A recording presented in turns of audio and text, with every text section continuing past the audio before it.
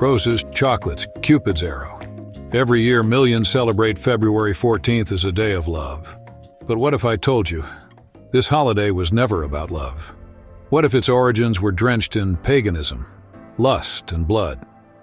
Long before Valentine's Day, there was Lupercalia, Rome's most wicked and perverse festival.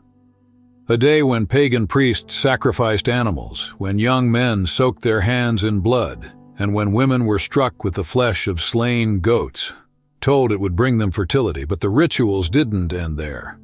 Names were drawn at random, men and women paired together. Not for love, not for marriage, but for temporary pleasure. Lust, disguised as destiny. By the 5th century, Rome had changed, the empire had fallen. Christianity was now the official faith. But paganism was not dead. Many Romans, including those who called themselves Christians, still clung to their old traditions. One of them being Lupercalia.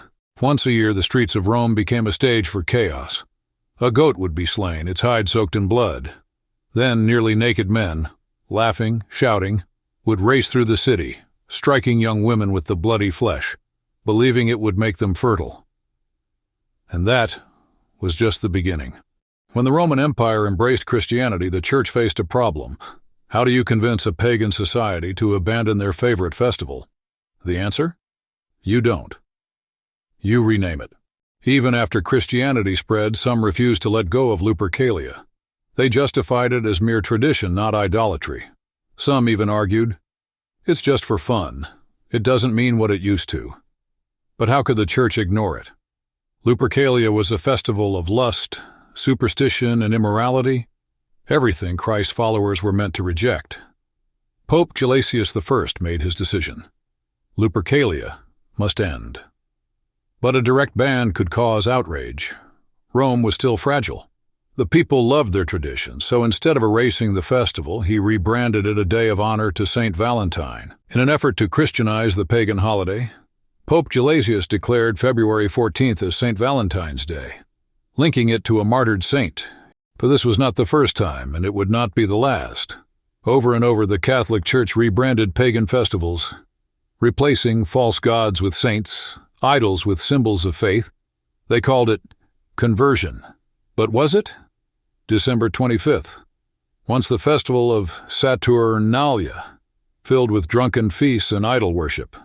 Now, Christmas, Easter, named after Eostre, a fertility goddess, a day once marked by pagan fertility rituals. Now, a Christian holiday, All Saints' Day, created to cover Samhain, the ancient festival of the dead. Today, we call it Halloween. And now, Valentine's Day, a festival once soaked in blood and lust, rebranded into something innocent, something sweet. Who was Saint Valentine? Some say he was a priest, executed for secretly marrying Christians. Others believe he was a healer, martyred for his faith. But here's the truth, no historical record connects him to romance. For centuries, Valentine's Day remained a solemn religious feast, a time to honor a martyr, not a day of love. But that was about to change. Enter Geoffrey Chaucer, the poet who changed history. In the 1300s, he wrote that on Valentine's Day, birds find their mates. The idea spread like wildfire. Soon, nobles and knights began writing love letters on February 14th, believing it was a day for romance. By the time of Shakespeare, Valentine's Day had lost its Christian meaning. It was no longer about martyrdom, it was about courtly love, a time for poetry, gifts, and romantic flattery. Today, most have forgotten St. Valentine. What remains is a day of passion, materialism, and empty romance. Even its symbols, roses, chocolates, and Cupid, are rooted in ancient paganism. The red rose was sacred to Aphrodite, the Greek goddess of love. Chocolate was used in pagan fertility rituals. And Cupid, he was never an angel. He was the Roman god of lust. So the question remains, should Christians celebrate Valentine's Day? God's word is clear. If a holiday has pagan roots, if it was founded on idolatry, lust, and worldliness, can it ever be made holy?